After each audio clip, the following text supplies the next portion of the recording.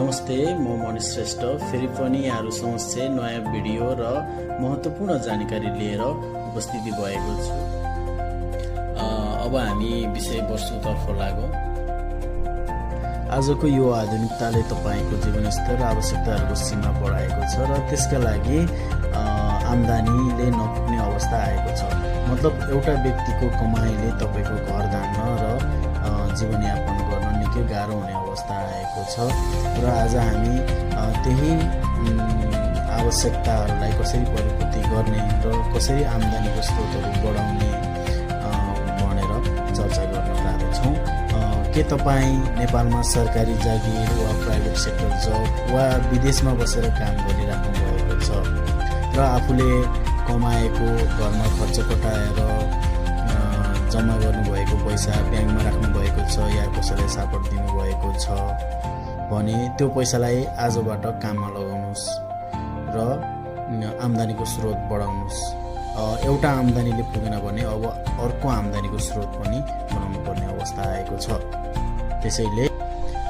त्यसैले तपाईको आम्दानी बढाउनको लागि तपाईसँग भएको पैसालाई नेपालको शेयर मार्केटमा लगानी गर्नुपर्दछ र तपाईको आम्दानी बढाउन सकिन्छ र तपाईले खर्च कटाएर बचाउनु भएको पैसालाई नेपालको शेयर मार्केटमा लगानी गर्न सकिन्छ र त्यो कसरी गर्न सकिन्छ म हजुरलाई विस्तृत रूपमा बताउन जाँदैछु। नेप्सेमा लगानी 3 तरिकाले गर्न सकिन्छ। पहिलो तरिका हो आइपिओ। तपाईले आइपिओ गर्न सक्नुहुन्छ। दोस्रो हो सेकेन्डरी, दोस्रो बजारमा गएर तपाईले शेयर किनबेच गर्न सक्नुहुन्छ र तेस्रो भनेको एसआइपी गर्नु हो। एसआइपी अथवा म्युचुअल फन्डहरुमा लगानी गर्नु हो र यो लगानी कसरी गरिन्छ म हजुरहरुलाई विस्तृत रूपमा बताउन जाँदैछु, तर त्यसको लागि अर्को भिडियोमा। र आइपिओ कसरी भर्ने र आइपिओ मा के चाहिन्छ त्यो पनि म भन्ने छु र सेकेन्डरी मार्केट कसरी किनबेच गर्ने, सेकेन्डरी मार्केटमा कसरी इन्ट्री गर्ने र कसरी किनबेच गर्ने त्यो पनि म भन्ने छु र अर्को एसआइपी कसरी गर्ने, एसआइपी मा कसरी लगानी गर्ने, म्युचुअल फन्डहरुमा कसरी लगानी गर्ने त्यो म विस्तृत रूपमा अर्को भिडियो बनाएर हजुरहरुलाई जानकारी दिनेछु।